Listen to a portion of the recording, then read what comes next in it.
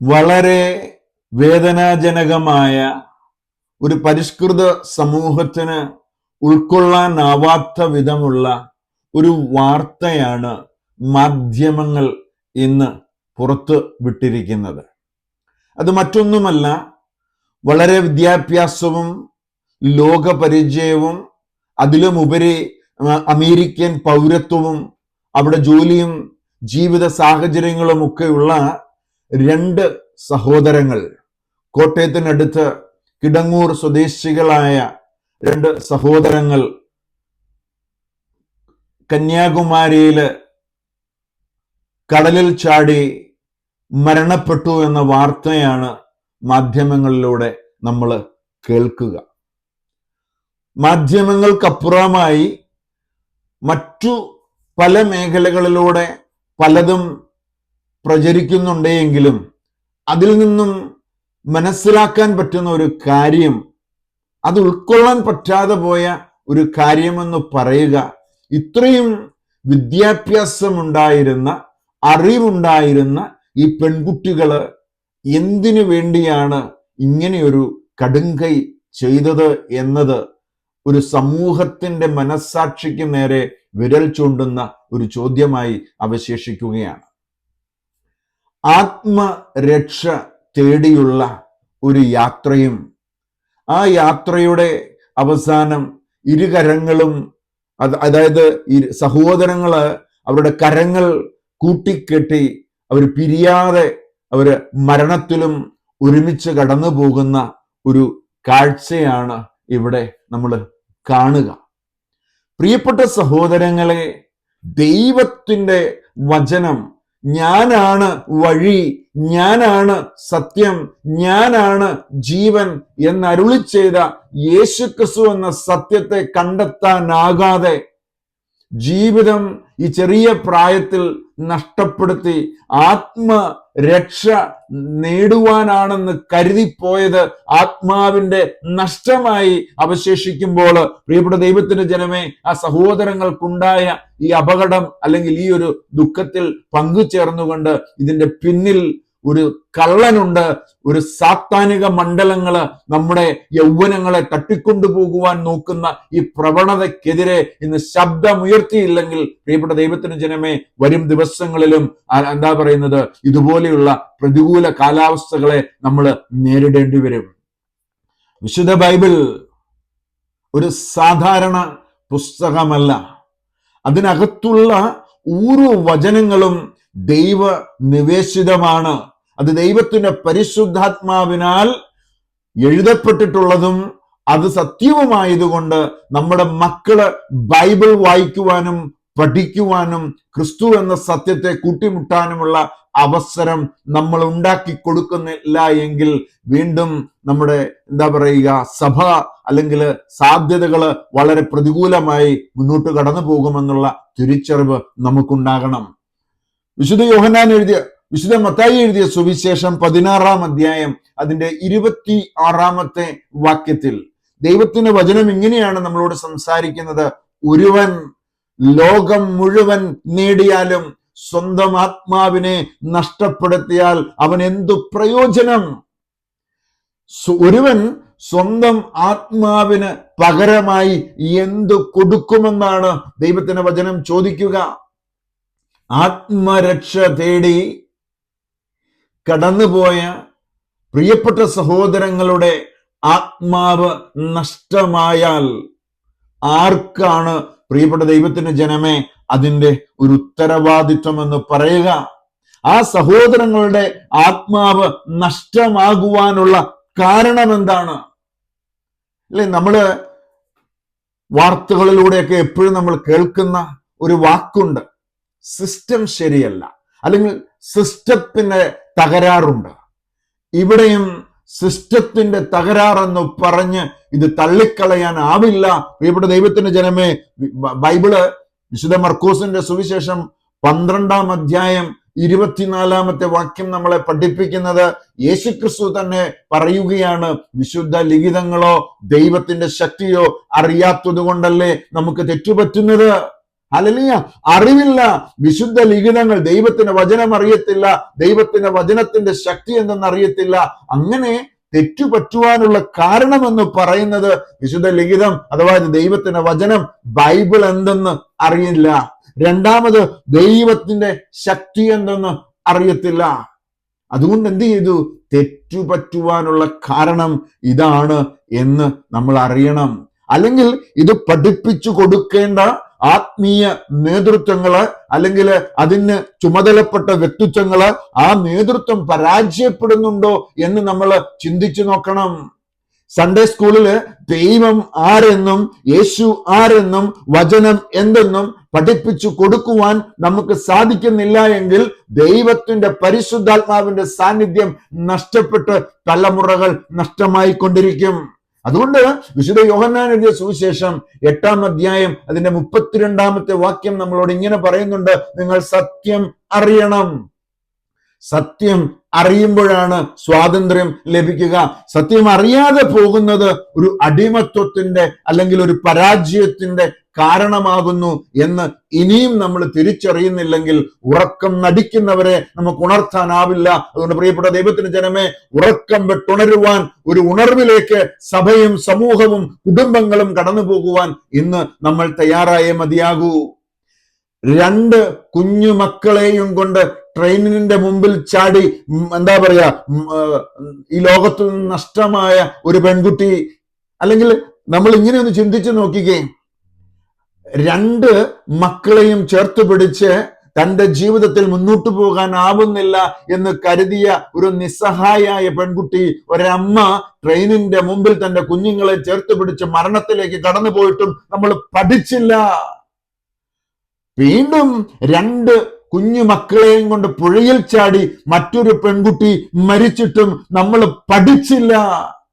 പ്രിയപ്പെട്ട ദൈവത്തിന്റെ ജനമേ, ഇത് 2 സഹോദരിമാര് ആത്മരക്ഷ തേടി സ്വയം ജീവൻ ഒടുക്കുമ്പോഴും തരിച്ചു നിൽക്കുവാനല്ലാതെ ഒന്നും ചെയ്യാൻ പറ്റാത്ത വിധത്തില് എന്തുകൊണ്ടൊരു ആത്മീയ അന്ധത നമ്മളെ ബാധിക്കുന്നു?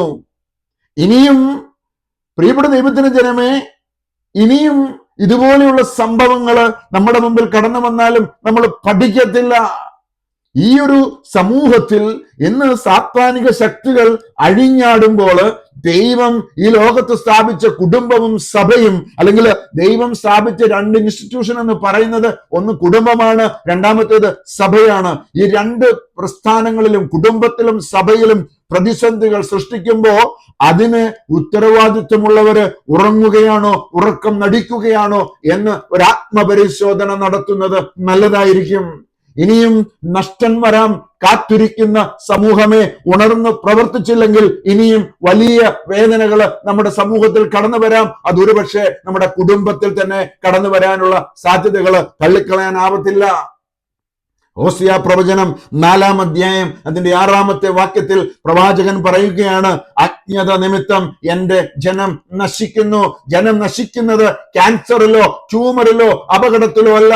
എന്റെ ജനം നശിക്കുവാൻ കാരണം അജ്ഞത എന്ന് പ്രവാചകൻ പറയുമ്പോൾ എന്താണ് അജ്ഞത? നശിക്കുവാനുള്ള കാരണം എന്താണ് എന്ന് നമ്മൾ കണ്ടുപിടിച്ചേ മതിയാകൂ. യെശയ്യാ പ്രവാചകൻ 5-ാം അധ്യായം അതിന്റെ 13-ാമത്തെ വാക്യത്തിൽ പറഞ്ഞു വെച്ചു: എന്റെ ജനം അജ്ഞത നിമിത്തം അടിമത്വത്തിലേക്ക് നീങ്ങുകയാണ്. എന്താണ് അജ്ഞത? എന്താണ് അടിമത്വം? ഹല്ലേലൂയ. അതുകൊണ്ട് അടിമത്വം എന്താണെന്നും അജ്ഞത എന്താണെന്നും നമ്മൾ തിരിച്ചറിയണം. അതിന്റെ 1-ാമത്തെ ഉത്തരം എന്ന് പറയുക, ദൈവം ആരെന്നറിയത്തില്ല, ദൈവം എന്തെന്നറിയത്തില്ല.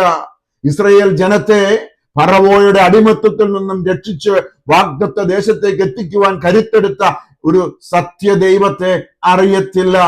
വീണ്ടും പുതിയ നിയമത്തിലേക്ക് കടന്നു വന്നാൽ മാനവരാശിയെ പാപത്തിന്റെ അടിമത്വത്തിൽ നിന്ന് രക്ഷിക്കുവാൻ ഒരു ദൈവം സ്വർഗം തുറന്ന് ഈ ഭൂമിയിലേക്ക് ഇറങ്ങി വന്ന് കാൽവരിയിൽ തന്റെ കുരിശു മരണം പൂർത്തീകരിച്ച് മനുഷ്യനെ പാപത്തിന്റെ അടിമത്വത്തിൽ നിന്നും രക്ഷിച്ച ദൈവത്തെ അറിയത്തില്ല. ഹല്ലേലൂയ. അതുകൊണ്ട് യേശുക്രിസ്തു കഥയല്ലെന്നും യേശുക്രിസ്തു സത്യമാണെന്നും യേശുക്രിസ്തു ദൈവമാണെന്നും പഠിപ്പിച്ചു കൊടുക്കുവാൻ ഉത്തരവാദിത്തപ്പെട്ടവര് ഇനിയും ഒരു ആത്മീയ അന്ധതയിലൂടെ കടന്നുപോയാൽ സമൂഹത്തിനും കുടുംബത്തിനും നഷ്ടമുണ്ടാകും. അതുകൊണ്ട് ഈ പാപത്തിൽ നിന്നും മാനവരാശിയെ രക്ഷിച്ച ദൈവത്തെ അറിയുന്നതാണ് ആത്മരക്ഷയെന്നും ആ ദൈവത്തെ കൂട്ടിമുട്ടുന്നതാണ് നിത്യജീവനെന്നും നമ്മൾ തിരിച്ചറിയണം. അമേരിക്കൻ പൗരത്വമോ അമേരിക്കൻ ഡോളറോ അല്ലെങ്കിൽ ഈ ലോകത്തിന്റെ ഏത് രാജ്യത്ത് നിങ്ങൾ കടന്നു പോയാലും ആ രാജ്യമോ ആ രാജ്യത്തിന്റെ സമ്പത്തോ നിങ്ങളെ അനുഗ്രഹിക്കത്തില്ല, നിങ്ങളെ രക്ഷിക്കത്തില്ല. പ്രിയപ്പെട്ട ദൈവത്തിന്റെ ജനമേ, ഫിലിപ്പ് ലേഖനം 3-ാം അധ്യായം അതിന്റെ 20-ഉം 21-ഉം വാക്യങ്ങളിലൂടെ നമ്മൾ കടന്നു പോകുമ്പോ സെന്റ് പോൾ പറയുകയാണ്, ഭൗമികമായത് മാത്രം ചിന്തിക്കുന്ന ഒരു ജനത്തെ നോക്കി പറയുകയാണ്, അവര് ഭൗമികമായത് മാത്രം ചിന്തിക്കുന്നു. എന്നാൽ നമ്മളുടെ പൗരത്വം എന്ന് പറയുന്നത് അമേരിക്കയിലല്ല, ഇന്ത്യയിലല്ല, UK-യിലല്ല, അത് ഏത് രാജ്യത്തുമല്ല. നമ്മുടെ പൗരത്വം എന്ന് പറയുന്നത് സ്വർഗത്തിലാണ്. ഹല്ലേലൂയ. ഒരു വിശ്വാസി അടിസ്ഥാനപരമായി അറിഞ്ഞിരിക്കേണ്ട ഒരു സത്യമാണ്, നമ്മളുടെ പൗരത്വം എന്ന് പറയുന്നത് ഇവിടെയല്ല, ഈ ഭൂമിയിലല്ല, അത് സ്വർഗത്തിലാണ് എന്ന് ബൈബിൾ നമ്മളെ പഠിപ്പിക്കുന്നു. അവിടെ നിന്ന് ഒരു രക്ഷകനെ, കർത്താവായ യേശുക്രിസ്തുവിനെ നാം കാത്തിരിക്കുന്നു. സകലത്തെയും തനിക്ക് കീഴ്പ്പെടുത്തുവാൻ കഴിയുന്ന ശക്തി വഴി അവൻ നമ്മുടെ ദുർബല ശരീരത്തെ തന്റെ മഹത്വമുള്ള ശരീരം പോലെ രൂപാന്തരപ്പെടുത്തുമെന്നാണ് സെന്റ് പോൾ പറയുക. ഹല്ലേലൂയ. അതുകൊണ്ട് നമ്മൾ തിരിച്ചറിയണം, ഒരു രക്ഷകൻ കർത്താവായ യേശുക്രിസ്തു സ്വർഗത്തിൽ നിന്ന് വരും. അത് നമ്മൾ കാത്തിരിക്കുകയാണ്. ക്രിസ്തുവിന്റെ സ്വർഗാരോഹണത്തിന് ശേഷം ആ സ്വർഗാരോഹണം നടക്കുന്ന സമയം ആ ദൂതന്മാര് പറയുന്നുണ്ട്, അപ്പോസ്തല പ്രവൃത്തികള് 1-ാം അധ്യായത്തില് പോയതുപോലെ യേശുക്രിസ്തു തിരികെ വരും. അതാണ് ഒരു വിശ്വാസിയുടെ പ്രത്യാശ എന്ന് പറയുക. ഈ പ്രത്യാശ ഇല്ലാതെ കടന്നു പോകുന്ന ജനം നാശത്തിലേക്ക് കടന്നു പോകും. നാശത്തിലൂടെ ചരിക്കുന്നവർക്ക് ഈ കുരിശിന്റെ വചനം ഭോഷത്വമായി തോന്നുമ്പോ, പ്രിയപ്പെട്ട ദൈവത്തിന്റെ ജനമേ, രക്ഷയിലേക്ക് നയിക്കുന്ന നമുക്ക് ഇത് ദൈവത്തിന്റെ ശക്തിയാ. 1 കൊരിന്ത്യൻസ് 1-ാം അധ്യായം 18-ാമത്തെ വാക്യത്തിൽ സെന്റ് പോള് പറയുകയാണ്, നാശത്തിലൂടെ ചരിക്കുന്നവർക്ക് ഈ കുരിശിന്റെ വചനം ഭോഷത്വമാണ്. കുരിശിൽ ഒരു സന്ദേശമുണ്ട്, കുരിശിൽ ഒരു വലിയ സത്യം ഒളിഞ്ഞു കിടപ്പുണ്ട്. ഹല്ലേലൂയ. പ്രിയപ്പെട്ട ദൈവത്തിന്റെ ജനമേ, ഒരു രാജ്യത്തിന്റെ പൗരത്വവും നമ്മളെ ഓരോരുത്തരെയും രക്ഷിക്കത്തില്ല. പണമോ സമ്പത്തോ നമ്മളെ രക്ഷിക്കത്തില്ല. നമ്മളെ രക്ഷിക്കുവാൻ ഈ ലോക ചരിത്രത്തിൽ ഒരുവനുണ്ടെങ്കിൽ അത് കർത്താവായ യേശുക്രിസ്തു മാത്രമാണ്. ഈ ആകാശത്തിന്റെ കീഴില്, ഈ ഭൂമിക്ക് മുകളില്, ഈ മനുഷ്യരുടെ ഇടയിൽ രക്ഷയ്ക്കായി ഒരു നാമമുണ്ടെങ്കിൽ അത് നസ്രായനായ യേശുക്രിസ്തുവിന്റെ നാമമാണ്. അതുകൊണ്ട് ആ നാമം പേറുന്ന രക്ഷകനായ ദൈവമായ യേശുക്രിസ്തു സ്വർഗത്തിലാണ്. ഇവിടെ ഈ നമ്മുടെ പൗരത്വവും അവിടെയാണ്. ഇത് നമ്മൾ പഠിക്കണം, ഇത് നമ്മൾ പഠിപ്പിക്കണം. ഹല്ലേലൂയ. സൺഡേ സ്കൂളുകളിൽ ഹിസ്റ്ററി അല്ല പഠിപ്പിക്കേണ്ടത്, ഹിസ് സ്റ്റോറി, അവന്റെ കഥ. അവൻ ഈ ലോകത്തിലേക്ക് കടന്നു വന്നതും പരിശുദ്ധ അമ്മയുടെ ഉദരത്തിൽ ജനിച്ച് 33.5 വയസ്സുവരെ ഈ ലോകത്ത് കടന്നുപോയതും കുരിശുമരണം ഏറ്റെടുത്തതും സ്വർഗാരോഹണം ചെയ്തതും തന്റെ പരിശുദ്ധാത്മാവിനെ ഈ ലോകത്തിലേക്ക് അയച്ചതും വീണ്ടും വരുമെന്ന് പറഞ്ഞ വാഗ്ദത്തവും നമ്മൾ നമ്മുടെ കുഞ്ഞുങ്ങളെ പറഞ്ഞ് പഠിപ്പിക്കണം. Hallelujah, hallelujah. മോക്ഷം തേടി, സമാധാനം തേടി, രക്ഷ തേടി കടന്നുപോയാൽ ഓർത്തുകൊള്ളുക, ഇതെല്ലാം ദൈവത്തിന്റെ പരിശുദ്ധാത്മാവ് ഒളിപ്പിച്ചു വെച്ചിരിക്കുന്നത് യേശുക്രിസ്തു എന്ന സത്യദൈവത്തിലാണ്. ഹല്ലേലൂയ. ഒരു മതവും, ഈ ലോകത്തിലുള്ള ഒരു മതവും നമ്മളെ രക്ഷിക്കത്തില്ല. ഈ ആകാശത്തിന്റെ കീഴിൽ, ഈ ഭൂമിക്ക് മുകളിൽ, മനുഷ്യരുടെ ഇടയിൽ രക്ഷയ്ക്കായി ഒരു നാമമുണ്ടെങ്കിൽ അത് യേശുക്രിസ്തുവിന്റെ നാമമാണ്. ലോകം അല്ലെങ്കിൽ മതങ്ങൾ പല വഴികൾ നമ്മുടെ മുമ്പിൽ അവതരിപ്പിക്കും. എന്നാൽ നിത്യതയിലേക്ക്, നിത്യജീവനിലേക്ക് ഒരൊറ്റ വഴിയേ ഉള്ളൂ. വഴിയും സത്യവും ജീവനും ഞാൻ എന്നരുളി ചെയ്ത യേശുക്രിസ്തുവിനെ അറിയുമ്പോഴാണ് നമുക്കത് ലഭിക്കുക. യോഹന്നാന്റെ സുവിശേഷം 17-ാം അധ്യായം 3-ാമത്തെ വാക്യം പറയുന്നുണ്ട്, ഏക സത്യ ദൈവമായ അവിടുത്തെയും അവിടുന്ന് അയച്ച യേശുക്രിസ്തുവിനെയും അറിയുക എന്നതാണ് നിത്യജീവൻ.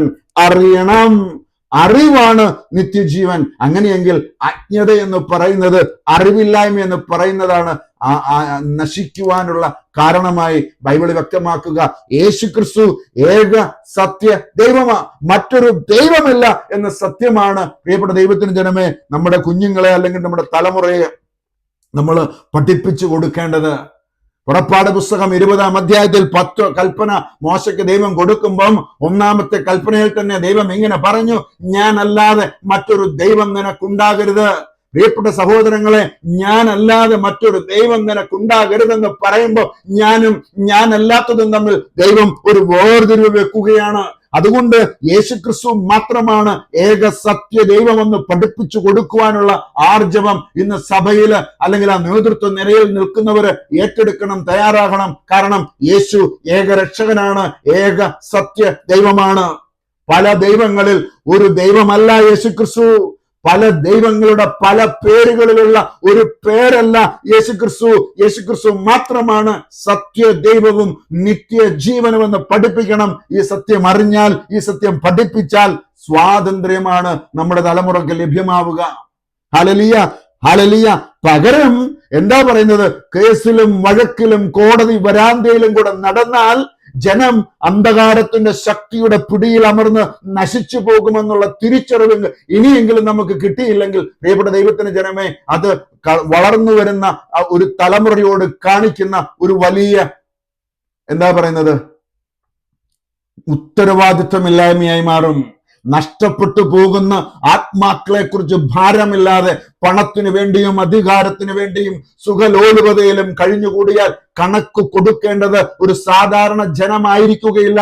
ഈ സാധാരണ ജനത്തെ നയിക്കുവാൻ ദൈവം തെരഞ്ഞെടുത്ത ഒരു നേതൃത്വ നിരയുണ്ട് എന്ന് നിങ്ങൾ തിരിച്ചറിയണം. ഹല്ലേലൂയ. വിശുദ്ധ മത്തായി എഴുതിയ സുവിശേഷം 23-ാം അധ്യായത്തിന്റെ 27-ാമത്തെ വാക്യത്തില് വചനം പറയുന്നത് എന്തെന്നറിയാമോ? കപടനാട്യക്കാരായ നിയമജ്ഞരെ, ഫരിസയരെ, നിങ്ങൾക്ക് ദുരിതം! നിങ്ങൾ വെള്ളയടിച്ച കുഴിമാടങ്ങൾക്ക് സദൃശ്യരാണ് എന്ന് ബൈബിള് വ്യക്തമാക്കുമ്പോ അവര് പുറമെ മനോഹരമായി കാണപ്പെടുന്നുവെങ്കിലും അവയ്ക്കുള്ളിൽ മരിച്ചവരുടെ അസ്ഥികളും സർവ്വവിധ മാലിന്യങ്ങളും നിറഞ്ഞു കിടക്കുന്നു എന്ന് ബൈബിൾ ഓർമ്മിപ്പിക്കുന്നത് വിസ്മരിക്കരുത്. അതുകൊണ്ട് ഇന്ന് തൊട്ട് നമ്മൾ വെള്ളയടിച്ച കുഴിമാടം പോലെയാകാതെ തെറ്റായ ഉപദേശം സ്വീകരിച്ച് നാശത്തിലേക്ക്, എത്തിസത്തിലേക്ക്, മദ്യപാനത്തിലേക്ക്, മയക്കുമരുന്നിന്റെ ഉപയോഗത്തിലേക്ക്, പ്രണയത്തിന്റെ കെണിയില്, അല്ലെങ്കിൽ ദാമ്പത്യ ജീവിതത്തിന്റെ അസ്ഥിരതകള്, കുടുംബ ബന്ധങ്ങളിലെ വിള്ളലുകള്, യൗവനങ്ങൾ നേരിടുന്ന പ്രശ്നങ്ങള്, ഇതിനൊക്കെ പരിഹാരം കാണുവാൻ വചനത്തിന്റെ അടിസ്ഥാനത്തിൽ നിന്ന് പ്രവർത്തിക്കുവാൻ, ചുമ്മാ പ്രവർത്തിക്കാനല്ല, ഉണർന്ന് പ്രവർത്തിക്കുവാൻ നമ്മൾ തയ്യാറായേ മതിയാകൂ. ഹല്ലേലൂയ. പല വിധത്തിലുള്ള കമ്മിറ്റികൾ ഇന്ന് എല്ലായിടത്തുമുണ്ട്. വനിതകൾക്ക് വേണ്ടി, അല്ലെങ്കിൽ യുവജനങ്ങൾക്ക് വേണ്ടി, അല്ലെങ്കിൽ പലതരത്തിലുള്ള സംഘടനകൾ ഉണ്ട്. പക്ഷെ ക്രിയാത്മകമായി ഇവർക്ക് ഇതിനു വേണ്ടി പ്രവർത്തിക്കുന്ന എത്ര സംഘടനകൾ ഇന്ന് നമ്മുടെ ഇടയിൽ ഉണ്ട് എന്ന് നമ്മൾ ഒരു ആത്മപരിശോധന നടത്തണം.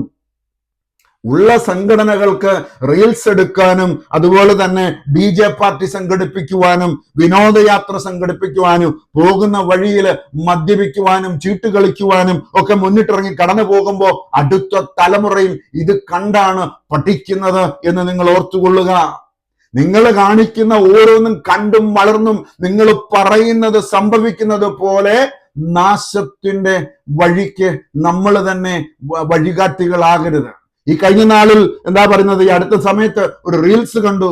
കുറെ സഹോദരങ്ങള് എന്താ പറയുക, അവരുടെ ഇഷ്ടമാണ്, അത് അവർക്ക് ഇഷ്ടമുള്ളതുപോലെ ഡാൻസ് കളിക്കുകയോ പാട്ട് പാടുകയോ ഒക്കെ ചെയ്യാം, അതിനൊന്നും കുഴപ്പമില്ല. പക്ഷേ അവരുടെ നാവിലൂടെ പാടി അവർ ഡാൻസ് കളിക്കുമ്പം ചെല്ലപ്പന്റെ ഷാപ്പിൽ പോകാമെന്നും ചെല്ലപ്പന്റെ മകളെ ലൈൻ അടിക്കാമെന്നും ഒക്കെ പറഞ്ഞ് ഡാൻസ് കളിച്ച് പാടി തകർക്കുമ്പോൾ ഓർക്കണം, നാളെ മക്കള് ചെല്ലപ്പന്റെ മോനെയോ മോളെയായിട്ടോ വീട്ടിലേക്ക് കടന്നു വന്നാൽ അന്നേരം കരയരുത്, അന്നേരം വേദനിക്കരുത്. ഇന്ന് ദൈവത്തിന്റെ സന്നിധിയിൽ എന്താ പറയാ, മുട്ടും മടക്കി പ്രാർത്ഥിക്കുവാൻ തയ്യാറായില്ലെങ്കിൽ ഇനിയും സമൂഹത്തിൽ ഇതുപോലെ ഓരോ തരത്തിലുള്ള വേദനകൾ കേൾക്കുമ്പോൾ നമ്മുടെ ഉള്ളം ഒന്ന് പൊടിയും. ഹല്ലേലൂയ. എന്റെ ഹൃദയത്തിന്റെ വേദനയാ പ്രിയപ്പെട്ട ദൈവത്തിന്റെ ജനമേ ഞാൻ നിങ്ങളോട് പങ്കുവെക്കുന്നത്. ഹല്ലേലൂയ. 1 തിമോത്തി 4-ാം അധ്യായം അതിന്റെ 1-ാമത്തെ വാക്യത്തിൽ സെന്റ് പോൾ പറയുന്നു, വരും കാലങ്ങളിൽ ചിലർ കപടാത്മാക്കളിലും പിശാചിന്റെ പ്രബോധനങ്ങളിലും ശ്രദ്ധയർപ്പിച്ചുകൊണ്ട് വിശ്വാസത്തിൽ നിന്നും വ്യതിചലിക്കുമെന്ന് ആത്മാവ് വ്യക്തമായി പറയുന്നു. ദൈവത്തിന്റെ പരിശുദ്ധാത്മാവ് സെന്റ് പോളിനോട് വ്യക്തമായി പറയുകയാണ്, വരുന്ന കാലഘട്ടങ്ങളിലൊക്കെ കപടാത്മാക്കളിലും പിശാചിന്റെ പ്രബോധനങ്ങളിലും ശ്രദ്ധയർപ്പിച്ചുകൊണ്ട് വിശ്വാസങ്ങളിൽ നിന്ന് വ്യതിചലിക്കുമെന്നുള്ള ഒരു ബോധ്യം സെന്റ് പോളിന് കിട്ടി. ഇന്ന് ദൈവവചനമില്ലാത്ത പഠനങ്ങള് മനുഷ്യനെ ഇരുട്ടിലേക്കും നാശത്തിലേക്കും തള്ളിവിടുന്ന സാധ്യതകള്, അത് ആത്മഹത്യയിലും നിരാശയിലും ഭയത്തിലും ഒക്കെ കൊണ്ടുചെല്ലുമ്പോ ഓർത്തുകൊള്ളുക, ഇതൊന്നും ദൈവത്തിൽ നിന്നും വരുന്നതല്ല. ഹല്ലേലൂയ. കള്ളൻ വരുന്നത് മോഷ്ടിക്കുവാനും നശിപ്പിക്കുവാനും കൊല്ലുവാനുമാണ്. ഇവിടെ യോഹന്നാന്റെ സുവിശേഷം 10-ാം അധ്യായം 10-ാം വാക്യം പറയുന്നു, ജീവനേകുവാൻ, ജീവന്റെ സമൃദ്ധിയേകുവാൻ കടന്നു വന്നവനാണ് യേശു ക്രിസ്തു. ഹല്ലേലൂയ. യേശു വന്നത് മരണം നൽകുവാനല്ല, യേശു വന്നത് ജീവനേകുവാൻ, ജീവന്റെ സമൃദ്ധിയേകുവാൻ, അത് നിത്യജീവനേകുവാനാണ് എന്ന് നമ്മൾ തിരിച്ചറിയണം. ഹല്ലേലൂയ. ഇനി ഈ തിരിച്ചറിവ് നമുക്ക് ലഭിക്കണമെങ്കിൽ ദൈവത്തിന്റെ പരിശുദ്ധാത്മാവ് നമ്മുടെ ഹൃദയങ്ങളെ ഭരിക്കണം. യോഹന്നാന്റെ സുവിശേഷം 16-ാം അധ്യായം 13-ാമത്തെ വാക്യം, സത്യാത്മാവ് വരുമ്പോൾ നിങ്ങളെ സത്യത്തിന്റെ പൂർണ്ണതയിലേക്ക് നയിക്കും. ഹല്ലേലൂയ. ഈ വചനം പ്രവാചകന്മാരിലൂടെ അല്ലെങ്കിൽ ദൈവത്തിന്റെ ആത്മാവ് കരുതി വെച്ച അവരിലൂടെ ഇത് എഴുതിയപ്പോൾ ഈ വചനം പഠിക്കാൻ, ഈ വചനം മനസ്സിലാക്കുവാൻ ഇതേ ആത്മാവിന്റെ സഹായം നമുക്ക് കൂടിയേ തീരൂ. ഞാൻ ആദ്യമേ പറഞ്ഞു, ബൈബിൾ എന്ന് പറയുന്നത് ഒരു സാധാരണ പുസ്തകമല്ല. ഇത് ദൈവത്തിന്റെ വചനമാണ്, ഇത് ദൈവത്തിന്റെ മനസ്സാണ്, ഇത് ദൈവത്തിന്റെ തീരുമാനമാണ്. അതുകൊണ്ട് ഈ വചനത്തിന്റെ കർത്താവായ ദൈവത്തിന്റെ പരിശുദ്ധാത്മാവ് നമുക്കിത് വെളിപ്പെടുത്തി തന്നില്ലെങ്കിൽ, പരിശുദ്ധാത്മാവ് നമ്മെ സഹായിച്ചില്ലെങ്കിൽ നമുക്കിത് മനസ്സിലാക്കുവാൻ സാധിക്കത്തില്ല. പ്രിയപ്പെട്ടവരെ, നിയമാവർത്തനം 30-ാം അധ്യായം 19-ാമത്തെ വാക്യത്തിൽ മോശ ഇങ്ങനെ പറഞ്ഞു വെച്ചു, ദൈവത്തിന്റെ ആത്മാവില് ജീവനും മരണവും അനുഗ്രഹവും ശാപവും ഞാൻ നിന്റെ മുമ്പിൽ വെച്ചിരിക്കുന്നു. ഹല്ലേലൂയ. ഫ്രീ വില്ല് നമുക്ക് ദൈവം തരിക, ഇഷ്ടമുള്ളത് എടുക്കാം. ദൈവം ഒരിക്കലും കമ്പൽ ചെയ്യത്തില്ല. ജീവൻ വേണോ, മരണം വേണോ, അനുഗ്രഹം വേണോ, ശാപം വേണോ, ഏത് വേണേലും എടുത്തു. പക്ഷെ എടുക്കുന്നതിന്റെ പ്രതിഫലം നമ്മുടെ ജീവിതത്തിലേക്ക് കടന്നു വരും. ചില മോക്ഷം തേടിയുള്ള യാത്രയിൽ കടന്നു പോകുമ്പോൾ അത് സത്യമല്ലെങ്കിൽ, ആ തെരഞ്ഞെടുത്ത വഴി നാശത്തിലേക്കാണെങ്കിൽ അത് മരണത്തിലെത്തിക്കും. നിത്യമായ മരണം, ആത്മാവ് നഷ്ടമാകും. പ്രിയപ്പെട്ട ദൈവത്തിന് ജനമേ, അതുകൊണ്ട് ജീവൻ തരുന്നത് ജീവിക്കുന്ന ഒരു ദൈവമാണെങ്കിൽ നീയും നിന്റെ സന്തതികളും ജീവിക്കേണ്ടതിന് ജീവൻ തെരഞ്ഞെടുക്കണമെന്ന് അവിടെ പറഞ്ഞു വെച്ചിരിക്കുകയാണ്. ഹല്ലേലൂയ. ജീവൻ തരുവാൻ ഒരുവനേ ഉള്ളൂ, ജീവന്റെ ഉറവിടമായ ഏതിന്റെയും സോഴ്സ് എന്ന് പറയുന്നത് ദൈവമാണ്, യേശുക്രിസ്തുവാണ്. അവനിൽ നിന്നല്ലാത്തതെല്ലാം തെറ്റാണ്. അതുകൊണ്ട് ജീവന്റെ ആയാലും എന്തിന്റെ ആയാലും സോഴ്സ് എന്ന് പറയുന്നത് യേശുക്രിസ്തുവാണ്, ജീവിക്കുന്ന ദൈവമാണ്. ആ ജീവനുള്ള ദൈവത്തിന്റെ കരങ്ങളിലേക്ക് നിങ്ങൾ നിങ്ങളുടെ ജീവിതത്തെ വിട്ടുകൊടുക്കണം. ജീവൻ തരുന്ന യേശുക്രിസ്തു. അപ്പോ ശത്രു സാത്താൻ മരണം കൊണ്ടുവരും, നമ്മുടെ മുമ്പിൽ മരണത്തെ കൊണ്ടുവെക്കും. ഇത് നല്ലതാണ്, ഇതിലൂടെ യാത്ര ചെയ്താൽ നിങ്ങൾ മോക്ഷം തേടുമെന്ന് പറഞ്ഞ സാധ്യതകൾ നമ്മുടെ മുമ്പിൽ വരും.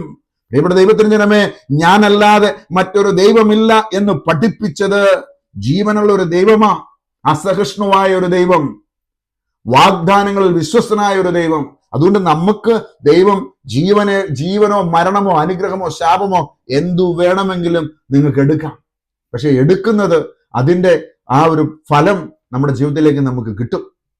അതുകൊണ്ട് ഓർത്തുകൊള്ളുക, ഈ ലോകം ചീത്തയാണ്, ഈ ലോകം കപടതയുടെ ലോകമാണ്, ഈ ലോകം കള്ളത്തരത്തിന്റെ ലോകമാണ്. ഒരു ആരും ഓർത്തുകൊള്ളുക, ഒരു ദൈവമേ ഉള്ളൂവെങ്കിൽ, ഈ ലോകത്തെ സൃഷ്ടിക്കുവാൻ കരുത്തെടുത്ത ഒരു ദൈവമേ ഈ ലോകത്തുള്ളൂവെങ്കിൽ, ആ ദൈവം എന്ന് പറയുന്നത് നസ്രായനായ യേശുക്രിസ്തുവാണ്. നമുക്ക് ഈ ലോകത്ത് നമ്മൾ ജീവിക്കുമ്പോൾ പ്രതിസന്ധികളൊക്കെ കടന്നു വരും.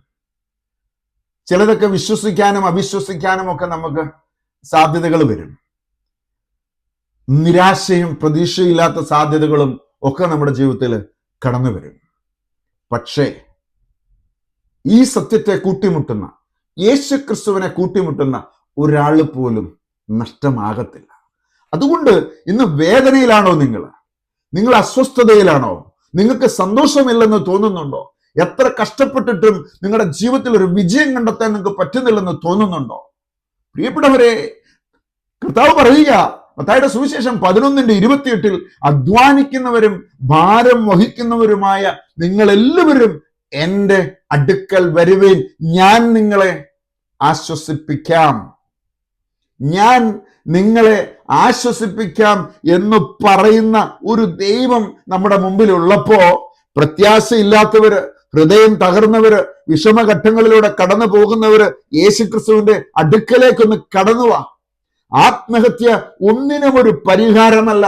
ലോകം മോക്ഷത്തെക്കുറിച്ച് പഠിപ്പിക്കുന്നു, മതങ്ങൾ പല മാർഗങ്ങൾ പഠിപ്പിക്കുന്നു, ചില തത്വശാസ്ത്രങ്ങള് ആശ്വാസം നമ്മളെ ലഭിക്കുമെന്ന് പഠിപ്പിക്കുന്നു, ചില ഇസങ്ങള് നമ്മളെ ഭ്രാന്തമായ ഒരു ലോകത്തേക്ക് നയിക്കുന്നു. ഇതുകൊണ്ട് ഇതൊന്നും പ്രിയപ്പെട്ട ദൈവത്തിന്റെ ജനമേ, ഈ ലോകത്ത് നമുക്ക് നിത്യമായ ഒരു സന്തോഷം തരികയില്ല. അതുകൊണ്ട് മരണത്തെ മരണം കൊണ്ട് തോൽപ്പിച്ച് ഉയർത്തെഴുന്നേറ്റ് ഇന്നും ജീവിക്കുന്ന ഒരു ദൈവം നമ്മുടെ മുമ്പിലുള്ളപ്പോ, ഈ ലോക ചരിത്രത്തിൽ ഒരു കല്ലറ മാത്രമേ തുറന്നു കിടക്കുന്നുള്ളൂ എന്ന സത്യത്തെ നിങ്ങൾ തിരിച്ചറിഞ്ഞ് കല്ലറ ഭേദിച്ച് മരണത്തെ തോൽപ്പിച്ച് ഇന്നും ജീവിക്കുന്ന, ഉയർത്തെഴുന്നേറ്റ് ഇന്നും ജീവിക്കുന്ന ഒരു ദൈവമേ ഈ ലോക ചരിത്രത്തിലുള്ളൂ, ഈ ആകാശത്തിന്റെ കീഴിലുള്ളൂ, ഈ ഭൂമിക്ക് മുകളിലുള്ളൂ, ഈ മനുഷ്യരുടെ ഇടയിലുള്ളൂ. ആ ഒരുവൻ മാത്രമായ ദൈവത്തെ, ഏക സത്യ ദൈവമായ യേശുക്രിസ്തുവിനെ നിങ്ങളുടെ നെഞ്ചോട് നിങ്ങൾ ചേർത്ത് പിടിച്ചില്ലെങ്കിൽ, മതങ്ങളും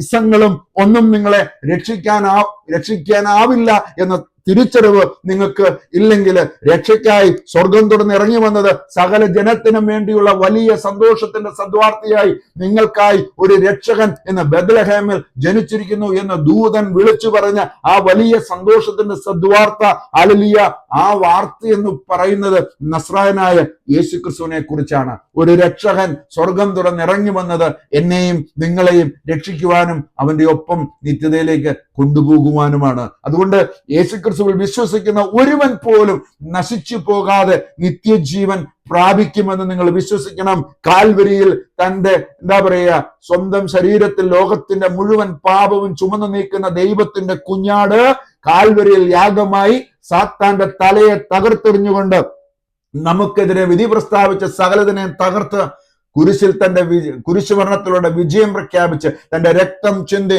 വിജയം പ്രഖ്യാപിച്ച് യേശു ക്രിസ്തുവിൽ ഇന്ന് നിങ്ങൾ വിശ്വസിച്ചാൽ അനുഗ്രഹം. ഇത് നമ്മുടെ തലമുറകളെ നമ്മൾ പഠിപ്പിക്കണം. എങ്കിൽ തലമുറ സഭ വിട്ട് പോവുകയില്ല, മറ്റു മതസ്ഥരെ വിവാഹം കഴിക്കുകയില്ല, അവർ ലോകത്തിന്റെ ഏത് അതിർത്തിയിലേക്ക് കടന്നു പോയാലും യേശുക്രിസ്തുവിനെ ഉപേക്ഷിക്കുകയില്ല, പരിശുദ്ധ സഭയെ തള്ളിപ്പറയത്തില്ല, സഭ ഉപേക്ഷിക്കത്തില്ല. അതുകൊണ്ട് പ്രിയപ്പെട്ട ദൈവത്തിന്റെ ജനമേ, നമുക്ക് യുദ്ധമുള്ളത് ഈ കാണുന്ന ജഡ രക്തങ്ങളോടല്ല, മാംസത്തോടും രക്തത്തോടും എതിരായിട്ടല്ല, പ്രഭുത്വങ്ങൾക്കെതിരെ, ആധിപത്യങ്ങൾക്കെതിരെ, അന്ധകാര ലോകത്തിന്റെ അധിപന്മാർക്കെതിരെ, സ്വർഗീയ ഇടങ്ങളിൽ പോലും വർത്തിക്കുന്ന തിന്മയുടെ ദുരാത്മാക്കൾക്കെതിരെയാണ് നമുക്ക് യുദ്ധമെന്ന് പറഞ്ഞ് സെന്റ് പോൾ എഫേസ്യ ലേഖനം 6-ാം അധ്യായം 12-ാമത്തെ വാക്യത്തിൽ ആത്മീയ സമരത്തെ കുറിച്ച് നമ്മളെ പഠിപ്പിക്കുകയാണ്. നമുക്ക് നമ്മുടെ ചുറ്റുമുള്ള സഹോദരങ്ങളോടല്ല പ്രിയപ്പെട്ട ദൈവത്തിന്റെ ജനമേ യുദ്ധമെന്ന് പറയുക. ഇന്ന് ലോകത്ത് ചില മതങ്ങൾ പഠിപ്പിക്കുന്നത് പോലെ തീവ്രവാദവും മറ്റുള്ളവരെ കൊന്നൊടുക്കുവാനുള്ള ചില സന്ദേശങ്ങളും ഒക്കെ കൊടുക്കുമ്പോ മാനവരാശിയെ രക്ഷിക്കുവാൻ സ്വർഗം തുറന്നിറങ്ങി വന്ന യേശുക്രിസ്തു പരസ്പരം സ്നേഹിക്കുവാനാണ് നമ്മളെ പഠിപ്പിച്ചത്. അതുകൊണ്ട് നമ്മുടെ ജീവിതത്തിൽ മറ്റുള്ളവരെ നമ്മൾ സ്നേഹിക്കണം, മറ്റുള്ളവരെ നമ്മൾ ചേർത്ത് പിടിക്കണം, അവരുടെ വേദന എന്തെന്നറിയണം. ഹല്ലേലൂയ. പക്ഷേ വിശ്വാസത്തിൽ യേശുക്രിസ്തുവിനെ തള്ളി മാറ്റിക്കൊണ്ടുള്ള ഒരു ആത്മീയമായ വൃത്തികേടിനും നമ്മൾ കടന്നു പോകരുത് എന്ന് ഈ സമയം ഓർമ്മിപ്പിക്കുകയാണ്. ഹല്ലേലൂയ. ആത്മീയ സമരത്തിനായി നമുക്ക് ദൈവത്തിന്റെ ആയുധവർഗം ധരിച്ചുകൊണ്ട് സാത്താനെതിരെ വചനമാകുന്ന ആത്മാവിന്റെ വാളെടുത്ത് യുദ്ധം ചെയ്യുവാൻ ഇനിയൊരു ദുരന്തം നമ്മുടെ ഈ ലോകത്ത് അല്ല നമ്മുടെ സമൂഹത്തിൽ ആവർത്തിക്കപ്പെടാതിരിക്കുവാൻ പ്രിയപ്പെട്ട ദൈവത്തിന്റെ ജനമേ, നമ്മൾ ഒരുമിച്ച് പ്രാർത്ഥിക്കുവാൻ, ഇതിനെതിരെ പ്രതികരിക്കുവാൻ, ഇതിനെതിരെ ഓരോ വ്യക്തികളെയും ആരാണ് വേദനയിലൂടെ കടന്നു പോകുന്നതെന്ന് നമുക്കറിയില്ല. പക്ഷെ അവരെ തേടിപ്പിടിക്കുവാൻ, കണ്ടെത്തുവാൻ, അവർക്കൊരാശ്വാസം കൊടുക്കുവാൻ യേശുവല്ലാതെ ആശ്രയിക്കാൻ മറ്റൊരു ദൈവമില്ല, മറ്റൊരു സത്യമില്ല എന്ന് പഠിപ്പിച്ചു കൊടുക്കണം. അതുകൊണ്ട് നമ്മളുടെ ഉത്തരവാദിത്വം എന്ന് പറയുന്നത് മറ്റുള്ളവരുടെ വേദനയെ തിരിച്ചറിഞ്ഞ് അവരെ സഹായിക്കുവാനുള്ള ഒരു മനോഭാവം നമുക്കുണ്ടാകണം. വചനം പഠിക്കുവാനും പഠിപ്പിക്കുവാനുമുള്ള അവസരത്തെ നമ്മൾ സൃഷ്ടിക്കണം. ഇന്നത്തെ പുതിയ തലമുറയ്ക്ക് യേശുക്രിസ്തുവിനെ വേണ്ട, അല്ലെങ്കിൽ ദൈവത്തിന്റെ വചനം അവർക്ക് താല്പര്യമില്ലാത്ത ഒരു സാഹചര്യമാണ് കടന്നു വരുന്നതെങ്കിൽ പ്രിയപ്പെട്ട മാതാപിതാക്കളെ, നമുക്ക് ദൈവത്തിന്റെ സന്നിധിയിൽ മുട്ടുമടക്കാം. ആരും ഇതിൽ നിന്നും അകലെയല്ല എന്ന് നിങ്ങൾ ഓർത്തുകൊള്ളുക. അതുകൊണ്ട് ഇന്ന് ഒരു വിശുദ്ധ ജീവിതത്തിന് വേണ്ടി നമുക്ക് ആദ്യം തീരുമാനമെടുക്കാം. എന്ന് വെച്ചാല് നമ്മുടെ ജീവിതത്തിൽ ഒന്നാമത്തെ കൽപ്പനയുടെ ലംഘനം കടന്നു വന്നിട്ടുണ്ടെങ്കിൽ, അന്യ ദൈവ ആരാധനയ്ക്കായി നമ്മൾ നമ്മുടെ ജീവിതമോ സാധ്യതകളോ സാഹചര്യങ്ങളോ സാമ്പത്തോ ഒക്കെ നമ്മൾ ഉപയോഗിച്ചിട്ടുണ്ടെങ്കിൽ, അല്ലെങ്കിൽ അത് അറിയാനും പഠിക്കുവാനും ഒക്കെ ശ്രമിച്ച്, അല്ലെങ്കിൽ അങ്ങനെയുള്ള അന്യ വിഗ്രഹ ആരാധന നടക്കുന്ന സ്ഥലങ്ങൾ സന്ദർശിച്ചത്, പൂജിച്ച വസ്തുക്കൾ കഴിച്ചത്, ഇതൊക്കെ നമ്മുടെ ജീവിതത്തിൽ തെറ്റാണെന്ന് ബൈബിള് പഠിപ്പിക്കുന്നുണ്ട് അല്ലെ? 1 കൊരിന്ത്യൻസ് 10-ാം അധ്യായം 20-ാമത്തെ വാക്യത്തിൽ പറയുന്നുണ്ട്, വിജാതിയർ ബലിയർപ്പിക്കുന്നത് ദൈവത്തിനല്ല സാത്താനാണ്, പിശാചിനാണ് എന്ന് വളരെ കൃത്യമായി സെന്റ് പോൾ നമ്മളെ പഠിപ്പിക്കുമ്പോൾ, വിജാതിയർ ബലിയർപ്പിക്കുന്നത് ദൈവത്തിനല്ലെന്നറിഞ്ഞിട്ടും അത് പിശാചിനാണെന്നറിഞ്ഞിട്ടും എന്തിനാണ് പ്രിയപ്പെട്ട ദൈവത്തിന് ജനമേ അങ്ങോട്ട് ഓടിപ്പോവുക? എല്ലാ മാനവ ഒരു സൗഹൃദം ദൈവം ആഗ്രഹിക്കുന്നുണ്ട്. അല്ലെങ്കിൽ എല്ലാ മനുഷ്യരെയും നമ്മൾ സ്നേഹിക്കുകയും ചേർത്ത് പിടിക്കുകയും ചെയ്യണം. പക്ഷെ എല്ലാവരുടെയും ആരാധനയുമായി ബന്ധപ്പെട്ട് നമുക്കൊരിക്കലും ഒരു കോംപ്രമൈസ് ഉണ്ടാകാൻ പാടില്ല.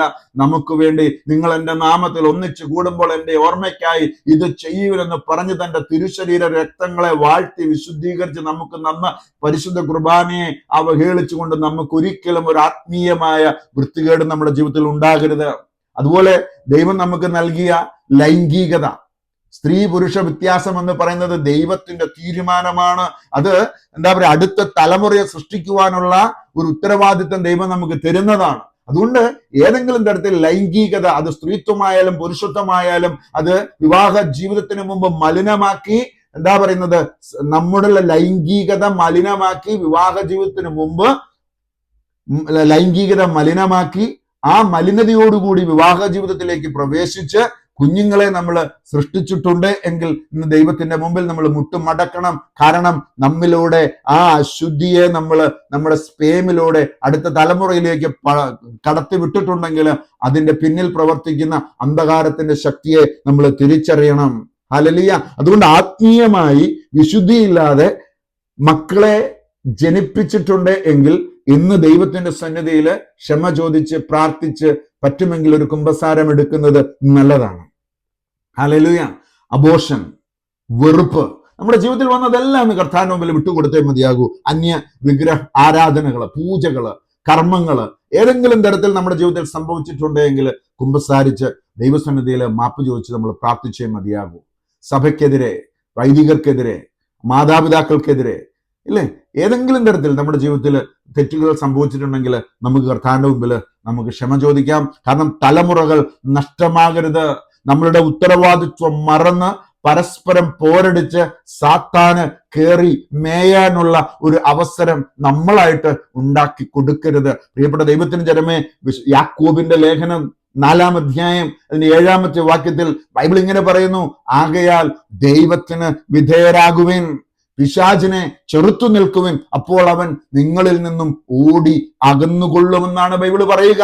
അതുകൊണ്ട് സഭയും സമൂഹവും കുടുംബങ്ങളും ഇന്ന് തിരിച്ചറിയേണ്ട ഒരു സത്യമെന്ന് പറയുന്നത്, നമ്മള് പിശാചിനെ ചെറുത്തു നിൽക്കണം, ആ ഒപ്പം തന്നെ ദൈവത്തിന് വിധേയരാകണം, ദൈവത്തിന്റെ സന്നിധിയിൽ മുട്ടുമടക്കണം. ഹല്ലേലൂയ. അപ്പോഴാണ് പ്രിയപ്പെട്ട ദൈവത്തിന്റെ ജനമേ സാത്താനിക മണ്ഡലങ്ങൾ നമ്മളെ വിട്ട് ഓടിപ്പോവുക. നമുക്ക് കോടതി വേണ്ട, നമുക്ക് കേസ് വേണ്ട, നമുക്ക് ദൈവത്തിന്റെ വചനത്തിൽ ആശ്രയിച്ച് പരസ്പരം ക്ഷമിച്ച് ദൈവത്തിന്റെ സ്നേഹത്തിൽ ആഴപ്പെട്ട് നമുക്ക് മുന്നോട്ട് പോകണം. യാക്കോബിന്റെ ലേഖനം 4:8 പറയുന്നുണ്ട്, ദൈവത്തോട് ചേർന്ന് നിൽക്കുവിൻ, അവിടുന്ന് നിങ്ങളോടും ചേർന്ന് നിൽക്കും. ഇന്ന് നമ്മൾ അകന്നിട്ടുണ്ടെങ്കിൽ, ടോപ്പ് ടു ബോട്ടം പ്രിയപ്പെട്ടവരെ, മുകളിൽ തൊട്ട് താഴെ വരെ നമ്മൾ ചിന്തിച്ച അകന്നിട്ടുണ്ടെങ്കിൽ, ദൈവത്തിൽ നിന്നും അകന്നിട്ടുണ്ടെങ്കിൽ, ഇന്ന് ദൈവത്തോട് ചേർന്ന് മുന്നോട്ട് പോകുവാൻ നമുക്ക് സാധ്യമാകണം. യാക്കോബ് 4:8 ഓർത്തു പോകുക, ദൈവത്തോട് ചേർന്ന് നിൽക്കുവിൻ, അവിടുന്ന് നിങ്ങളോടും ചേർന്ന് നിൽക്കും. ഇന്ന് നമ്മളൊരു ആത്മപരിശോധന വീണ്ടും നടത്തിയാൽ നമ്മൾ ആരോടാ ചേർന്ന് നിൽക്കുന്നത്? നമ്മൾ ആരോടാ ചേർന്ന് നിൽക്കുന്നത്? പരിശുദ്ധാത്മാവരോടൊന്ന് ചോദിച്ചേ. പരിശുദ്ധാത്മാവ് നമ്മളോട് മാറി ചിന്തിക്കുവാൻ പറയുന്നുണ്ടെങ്കിൽ, യേശുക്രിസ്തുവിനോട് ചേർന്ന് നിൽക്കുവാൻ പറയുന്നുണ്ടെങ്കിൽ ഒറ്റ കാര്യമേ ചെയ്യാനുള്ളൂ. യാക്കോബിന്റെ ലേഖനം 4-ാം അധ്യായം 8-ാം വാക്യം താഴോട്ട് പറയുകയാണ്, പാപികളെ നിങ്ങൾ കരങ്ങൾ ശുചിയാക്കുവിൻ. കരങ്ങൾ ശുചിയാക്കണം. ഈ കരങ്ങൾ കൊണ്ട്, കണ്ണുകൾ കൊണ്ട്, കാലുകൾ കൊണ്ട്, ഹൃദയം കൊണ്ട്, ചിന്തകൾ കൊണ്ട് ചെയ്തു പോയ സകലതും സന്നിഗ്ധ മനസ്സരെ നിങ്ങളുടെ ഹൃദയങ്ങൾ ശുചിയാക്കുവിനെന്ന് ബൈബിള് പറയുന്നു. അതുകൊണ്ട് കർത്താവിന്റെ സന്നിധിയിൽ താഴ്മയുള്ളവരായി നമുക്ക് ഇരിക്കുകയാണ് എങ്കിൽ അവിടുന്ന് നമ്മളെ ഉയർത്തും. തക്ക സമയത്ത് ദൈവം നമ്മളെ ഉയർത്തും. നമ്മുടെ സഭയെ ഉയർത്തും, നമ്മുടെ കുടുംബങ്ങളെ ഉയർത്തും, നമ്മുടെ കുഞ്ഞുങ്ങളെ ഉയർത്തും, നമ്മുടെ സാധ്യതകളും സാഹചര്യങ്ങളും ദൈവത്തിന്റെ പരിശുദ്ധാത്മാവ് ഉയർത്തും. അതുകൊണ്ട് ഇന്ന് ഓർത്തുകൊള്ളുക, നഷ്ടപ്പെട്ടു പോകുന്ന ആത്മാക്കളെ ഓർത്ത് നമുക്ക് പരസ്പരം ക്ഷമിക്കാം. ആരോടും വിരോധം വേണ്ട, ആരോടും പക വേണ്ട, ആർക്കെതിരെയും ഒന്നും പറയണ്ട. പ്രിയപ്പെട്ട ദൈവത്തിന് ജനമേ, ഒരു ഉണർവ് പൊട്ടിപ്പുറപ്പെടുവാൻ, അത് നമ്മുടെ സഭയില് ഒരു ഉണർവിന്റെ കൊടുങ്കാറ്റ് വീശുവാൻ, കുടുംബങ്ങളെയും യൗവനങ്ങളെയും പുതിയ തലമുറകളെയും പരിശുദ്ധാത്മാവിന്റെ ശക്തിയാൽ ഒരു അഭിഷേകത്തിന്റെ പുതിയ തലത്തിലേക്ക് ഉയർത്തുവാൻ അത് സാധിക്കുമെങ്കിൽ അവിടെയാണ് അനുഗ്രഹത്തിന്റെ വിത്ത് നമുക്ക് ഇടുവാൻ സാധിക്കുക. അതുകൊണ്ട് നമ്മൾ എടുക്കണം, വചനം വായിക്കുവാനുള്ള തീരുമാനം നമ്മൾ എടുക്കണം. ദൈവത്തിന്റെ വചനത്തിലൂടെ നമ്മുടെ ജീവിതങ്ങളെ മാറ്റിമറിക്കുവാൻ പറ്റുമെന്ന് നമ്മുടെ കുഞ്ഞുങ്ങളെ പറഞ്ഞ് പഠിപ്പിക്കണം. ഒരു ദിവസം പോലും ദൈവത്തിന്റെ വചനം ഹൃദയത്തിൽ ഏറ്റെടുക്കാത്ത ഒരു ദിവസം പോലും നമുക്കുണ്ടാകരുത്. നമ്മുടെ കുഞ്ഞുങ്ങളുമായിട്ട് സംസാരിക്കണം. അവരുടെ വിഷമഘട്ടങ്ങളെ പങ്കുവെക്കുവാൻ അവർ നമ്മളോട് പറയുന്നില്ലെങ്കിൽ ആരോടെങ്കിലും അത് പറയുവാനുള്ള, ഒരു തുറന്ന് സംസാരിക്കുവാനുള്ള വേദി നമ്മുടെ സഭയില്, നമ്മുടെ ഇടവകകളില്, നമ്മുടെ കുടുംബങ്ങളില്, നമ്മുടെ സമൂഹത്തില്, അല്ലെങ്കിൽ നമ്മുടെ സംഘടനകളില് ഒക്കെ നമുക്കുണ്ടാകണം. എത്രയേറെ യൗവനങ്ങളുടെ സംഘടനകളുണ്ട്, വനിതകൾക്കുണ്ട്. ഹല്ലേലൂയ. അതുകൊണ്ട് ആർക്കും എതിരല്ല എന്ന് നമ്മുടെ കുഞ്ഞുങ്ങൾ മനസ്സിലാക്കണം. മാതാപിതാക്കന്മാര് പലപ്പോഴും കുഞ്ഞുങ്ങളുടെ മുമ്പിൽ വില്ലന്മാരാ. ഈ കഴിഞ്ഞ ദിവസം പോലും 13 വയസ്സുള്ള ഒരു പെൺകുട്ടി മൊബൈല് ഉപയോഗിക്കരുതെന്ന് പറഞ്ഞതിന് വീട് വിട്ടിറങ്ങിപ്പോയി രാത്രിയിൽ. എന്താണ് നമ്മുടെ കുഞ്ഞുങ്ങൾക്ക് സംഭവിക്കുക? ആരാണ് നമ്മുടെ കുഞ്ഞുങ്ങളെ കൺട്രോൾ ചെയ്യുക? പ്രിയപ്പെട്ട ദൈവത്തിന് ജനമേ, മാതാപിതാക്കന്മാരെ വില്ലന്മാരായി കാണുന്ന മക്കളോട് ഒരു വാക്ക് പറയുകയാണ്: നിങ്ങളുടെ നന്മയല്ലാതെ മറ്റൊന്നും നിങ്ങളുടെ മാതാപിതാക്കൾ ആഗ്രഹിക്കുന്നില്ല. നിങ്ങൾ വഴിതെറ്റിപ്പോകുമ്പോ, നിങ്ങളുടെ പെരുമാറ്റത്തില്, നിങ്ങളുടെ ജീവിത രീതിയിലൊക്കെ ഒരു മാറ്റം കാണുമ്പോൾ മാതാപിതാക്കളുടെ ഉള്ളിൽ ഒരു തീയാണ്. അതുകൊണ്ട് അവർ ചിലപ്പം വഴക്ക് പറഞ്ഞെന്നിരിക്കും. അതുകൊണ്ട് പ്രിയപ്പെട്ട മാതാപിതാക്കളെ, കുഞ്ഞുങ്ങളെ ഒന്ന് ചേർത്ത് പിടിക്കുവാൻ നിങ്ങൾക്ക് സാധിക്കണം. അവർ അണ്ടർസ്റ്റാൻഡ് ചെയ്യുന്നില്ലെങ്കിൽ നമുക്ക് എന്ത് ചെയ്യാൻ പറ്റും? പക്ഷെ നമ്മൾ വീണ്ടും വീണ്ടും നമ്മൾ അതിന് ശ്രമിക്കണം. ഒരു കാര്യം മറക്കരുത്, എത്ര വേദനയിലൂടെ ആര് കടന്നു പോയാലും കൂടെ നടക്കുവാൻ ഒരു ദൈവമുണ്ട്. പെറ്റമ്മ മറന്നാലും നിന്നെ ഞാൻ മറക്കുകയില്ല, നിന്നെ ഞാൻ എൻ്റെ ഉള്ളം കയ്യിൽ രേഖപ്പെടുത്തിയിട്ടുണ്ട് എന്ന് പറഞ്ഞ ഒരു ദൈവം യെശയ്യാ പ്രവാചകൻ വെളിപ്പെടുത്തുന്നുണ്ട്. യെശയ്യാ 54:10 എന്താണ് പറയുക? എനിക്ക് നിന്നോടുള്ള സ്നേഹം അത് അചഞ്ചലമാണ്, ഒരിക്കലും മാറ്റപ്പെടുകയില്ല. ഈ മലകൾ അകന്നു പോയേക്കാം, കുന്നുകൾ മാറ്റപ്പെട്ടേക്കാം, പക്ഷെ എനിക്ക് നിന്നോടുള്ള സ്നേഹം അചഞ്ചലമായിരിക്കും. മക്കളെ, അതുകൊണ്ട് രക്ഷിക്കാൻ കഴിയാത്ത വിധം കരങ്ങൾ കുറുകിപ്പോയ ഒരു ദൈവമല്ല, കേൾക്കാൻ പറ്റാത്ത വിധത്തില് കാതുകൾക്ക് മാന്യം സംഭവിച്ച ഒരു ദൈവമല്ല നമ്മുടെ ദൈവം. മാടി വിളിക്കുകയാണ്, നിങ്ങൾ എൻ്റെ അരികിലേക്കൊന്നും കടന്നു വരുവാൻ. അതുകൊണ്ട് നമ്മുടെ പ്രശ്നം എന്തായാലും അത് പറയാൻ ഒരു ദൈവമുണ്ട്, അത് കേൾക്കാൻ ഒരു ദൈവമുണ്ട്. ആ ദൈവത്തിന്റെ സന്നിധിയിലേക്ക് മടങ്ങി വരുവാൻ നമ്മുടെ മക്കൾക്ക് സാധിച്ചില്ലെങ്കിൽ, പ്രിയപ്പെട്ട ദൈവത്തിന് ജനമേ, ഇന്ന് കേട്ട വാർത്ത എത്രയോ സങ്കടം തരുന്ന വാർത്തയാണ്. എത്രയോ വേദനാജനകമായ ആ കുടുംബം കടന്നു പോകുന്ന വേദനയിൽ പങ്കുചേർന്നതുകൊണ്ട് പറയട്ടെ, ഇനി ഒരു കുടുംബത്തിലും ഇങ്ങനെ സംഭവിക്കരുത്. തെറ്റായ ഉപദേശങ്ങളിലേക്ക് കടന്നു പോകുന്നുണ്ടെങ്കിൽ, മറ്റു ചില പുസ്തകങ്ങൾ വായിച്ച് അവരുടെ തലച്ചോറ് മസ്തിഷ്കത്തിലൊക്കെ തെറ്റായ ഉപദേശങ്ങൾ കയറിപ്പോയി അതനുസരിച്ച് മോക്ഷം തേടി കടന്നു പോകുമ്പോൾ സത്യം എന്തെന്ന് തിരിച്ചറിയാൻ, ദൈവത്തിന്റെ വചനം എന്തെന്ന് തിരിച്ചറിയാൻ നമ്മുടെ മക്കൾക്ക് പറ്റാതെ പോകുന്നുണ്ടെങ്കിൽ അതിന്റെ പരാജയം നമ്മള് സഭയും കുടുംബവും സമൂഹവും ഏറ്റെടുത്തേ മതിയാകൂ. അതുകൊണ്ട് എന്നെ കേൾക്കുന്ന എൻ്റെ പ്രിയപ്പെട്ട മാതാപിതാക്കളെ, പ്രിയപ്പെട്ട സഹോദരങ്ങളെ, എന്തു പ്രശ്നമുണ്ടെങ്കിലും പരിഹാരമുണ്ട്. ആത്മഹത്യ ഒന്നിനും ഒരു പരിഹാരമല്ല, പരിഹാരമുണ്ട്. ഏത് വിഷയത്തിനും പരിഹാരമുണ്ട് നസ്രായനായ യേശുക്രിസ്തുവിൽ. അതുകൊണ്ട് ഓർത്തുകൊള്ളുക, നമുക്ക് സൊല്യൂഷൻ ഇല്ലാത്ത ഒന്നും ഇതുവരെ ഈ ലോക ചരിത്രത്തിലില്ല. സൊല്യൂഷൻ അതൊരു പേരാ, അതൊരു വ്യക്തിയാ, നസ്രായനായ യേശുക്രിസ്തു. അത് ഹൃദയത്തിൽ കുറിച്ചു വെച്ചോണം. ഏത് പ്രശ്നത്തിനും പരിഹാരമെന്ന് പറയുന്നത് നസ്രായനായ യേശുക്രിസ്തുവാണ്. ജീവനുള്ള ഒരു ദൈവം. അവന്റെ മുമ്പിലേക്ക് ഒന്ന് കടന്നു വരാൻ നമുക്ക് പറ്റിയാൽ, ആ ദൈവത്തോടൊന്ന് ചേർന്ന് നിൽക്കുവാൻ നമുക്കൊന്ന് പറ്റിയാൽ, ഒരാത്മാവ് പോലും നഷ്ടമാവുകയില്ല. പ്രിയപ്പെട്ട സഹോദരങ്ങളെ, ഒരുവൻ ലോകം മുഴുവൻ നേടിയാലും തൻ്റെ ആത്മാവ് നഷ്ടമായാൽ എന്തു പ്രയോജനമെന്ന് ദൈവത്തിന് വചനം ചോദിക്കുമ്പോൾ ഓരോ ആത്മാക്കൾക്കും നമ്മൾ ഉത്തരം കൊടുക്കേണ്ടി വരും. ഒരുവൻ പോലും നശിച്ചു പോകാതെ നിത്യതയിലെത്തുവാൻ ദൈവം തൻ്റെ രണ്ടാമത്തെ വരവ് ഒന്ന് ചവിട്ടി പിടിച്ചിരിക്കുക. പക്ഷെ കർത്താവ് വരുമ്പം ഈ ലോകത്ത് വിശ്വാസം കണ്ടെത്തുമോ എന്നൊരു സങ്കടം മനുഷ്യപുത്രൻ,